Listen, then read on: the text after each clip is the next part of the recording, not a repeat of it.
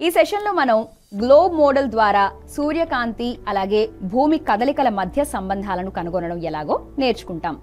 ఈ సెషన్ ముగింపులో మీరు గ్లోబ్ మోడల్ మరియు లైట్ సోర్స్ ని ఉపయోగించి వివిధ కారణాల వల్ల భూమిపై సోలార్ రేడియేషన్ యొక్క స్వభావాన్ని అలాగే దాని రిసెప్షన్ లో వైవిధ్యాన్ని తెలుసుకోగలుగుతారు.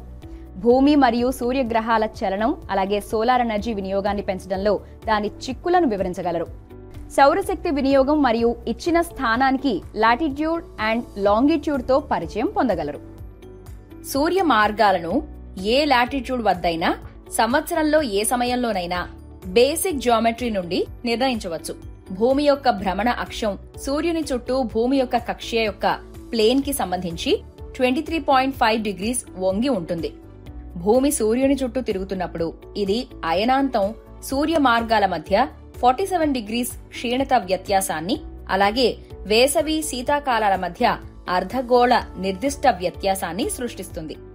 ఉత్తర హెమిస్ఫియర్ లో శీతాకాలపు అయనాంతం సమీపంలో సూర్యుని మార్గం ఆగ్నేయంలో ఉదయిస్తుంది. దక్షిణాన తక్కువ కోణంలో ఖగోళ మెరిడియన్ ను బదిలీ చేస్తుంది. తర్వాత నైరుతిలో అస్తమిస్తుంది. భూమి సూర్యుని చుట్టూ ప్రదక్షిణ చేయడం దాని స్వంత అక్షం చుట్టూ కూడా తిరుగుతున్నందున సౌర వికిరణం యొక్క సంభవం యొక్క కోణం నిరంతరం మారుతూ ఉంటుంది. సూర్యుని మార్గం రోజంతా ఇంటికి దక్షిణం వైపు ఉంటుంది. సౌర ఉష్ణశక్తిని సంగ్రహించడానికి దక్షిణం వైపు నిలువుగా ఉండే కిటికీ ప్రభావవంతంగా ఉంటుంది.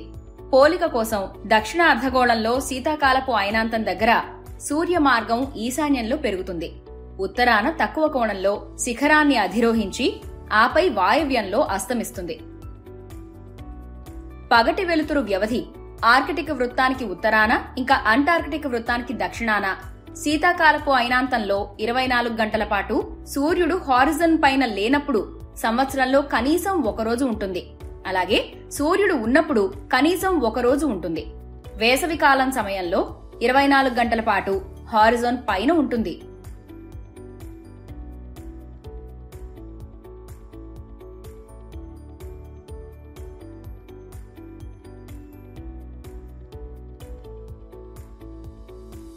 చూపిన విధంగా భూమి యొక్క యాక్సిస్ యొక్క 23.5 డిగ్రీస్ వంపు కూడా ప్రభావం చూపుతుంది.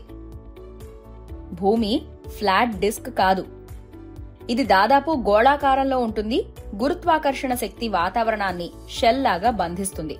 కాబట్టి ఉపరితలంపై ఒక బిందువు వద్ద సౌర వికిరణం యొక్క తీవ్రత ఉపరితలం యొక్క వక్రత వాతావరణం యొక్క ప్రభావవంతమైన మందం ద్వారా ప్రభావితమవుతుంది.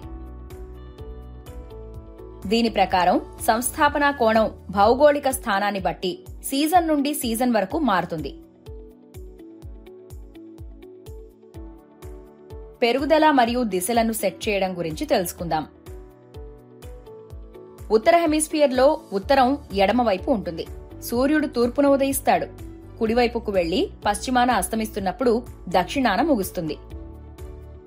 రైజ్ ఇంకా సెట్ స్థానాలు రెండూ వేసవిలో ఉత్తరం వైపు, శీతాకాలపు ట్రాక్ కోసం దక్షిణం వైపు స్థానభ్రంశం చెందుతాయి. దక్షిణ హెమిస్ఫియర్ లో దక్షిణం ఎడమవైపు ఉంటుంది. సూర్యుడు తూర్పున ఉదయిస్తాడు. ఎడమవైపుకు వెళ్లి పశ్చిమాన అస్తమిస్తున్నప్పుడు ఉత్తరాన ముగుస్తుంది.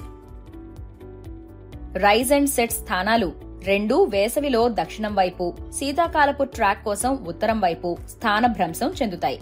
ఈక్వేటర్ యొక్క ఊహాత్మక రేఖపై సంవత్సరం పొడవునా సూర్యుని గరిష్ట ఎలివేషన్ గొప్పగా ఉంటుంది. అయితే ఇది ప్రతిరోజు మధ్యాహ్న సమయంలో భూమితో ఖచ్చితమైన లంబకోణం ఏర్పడదు. వాస్తవానికి ఇది విషువత్తుల సమయంలో సంవత్సరంలో 2 రోజులు జరుగుతుంది. శీతాకాలపు రోజుల కంటే వేసవి రోజులు ఎక్కువ, కానీ సుమారుగా తేడా 2.5 గంటల కంటే ఎక్కువ కాదు. సూర్యుని అజిముత్ కోణం సవ్యదశలో ఉత్తరం నుండి కోణంగా నిర్వచించబడింది. సూర్యుని యొక్క జెనిత్ కోణం నిలువు నుండి క్రిందికి కొలవబడిన కోణంగా నిర్వచించబడింది. ప్రకాశించే కాంతి యొక్క వంపు కోణం భూమిపై వివిధ ప్రదేశాల అక్షాంశం ఇంకా రేఖాంశంతో దాని సంబంధం. భౌగోళిక ప్రదేశాన్ని బట్టి భూమధ్య రేఖకు దగ్గరగా ఉన్న పొటెన్షియల్ సోలార్ ఎనర్జీ అందుబాటులో ఉంటుంది. భూమి ప్రతి సంవత్సరం జనవరి ప్రారంభంలో సూర్యుడికి దగ్గరగా ఉంటుంది. 6 నెలల తర్వాత జూలై 4న ఇది సూర్యుని నుండి చాలా దూరానికి చేరుకుంటుంది. ఈ విభిన్న దూరాల కారణంగా భూమి యొక్క వాతావరణాన్ని చేరే ప్రత్యక్ష సౌర వికిరణం జూలై 4వ తేదీ కంటే జనవరిలో 7% ఎక్కువగా ఉంటుంది. భూమి ఇంకా సూర్యుని మధ్య ఉన్న ఈ విభిన్న దూరాలు భూమిపై కాలానుగుణ ఉష్ణోగ్రతలపై స్వల్ప ప్రభావాన్ని మాత్రమే కలిగి ఉంటాయి. మీ అవగాహనను పరీక్షించుకోవాల్సిన సమయం ఇది. మీకు క్యాండిల్ లేదా ఎలక్ట్రిక్ బల్బ్ లేదా టార్చ్ ఇంకా తిరిగే గ్లోబ్ మోడల్ అవసరం. సూర్యుని చుట్టూ భూమి యొక్క మార్గాన్ని చిత్రీకరించే చిత్రాలను అధ్యయనం చేయడం ఇంకా మీ అవగాహనను రికార్డ్ చేయడం మీ పని. గ్లోబ్ మోడల్ ద్వారా సూర్యకాంతి మరియు భూమి కదలికల మధ్య సంబంధాలను కనుగొనండి అనే అంశంపై మనం ఈ సెషన్ ముగింపుకు చేరుకున్నాం.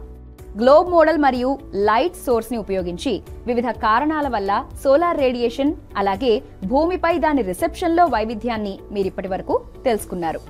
భూమి మరియు సూర్యగ్రహాల చలనం అలాగే సోలార్ ఎనర్జీ వినియోగాన్ని పెంచడంలో దాని చిక్కులను వివరించగలరు. అలాగే ఇచ్చిన స్థానం కోసం లాటిట్యూడ్ అండ్ లాంగిట్యూడ్స్ గురించి తెలుసుకున్నారు.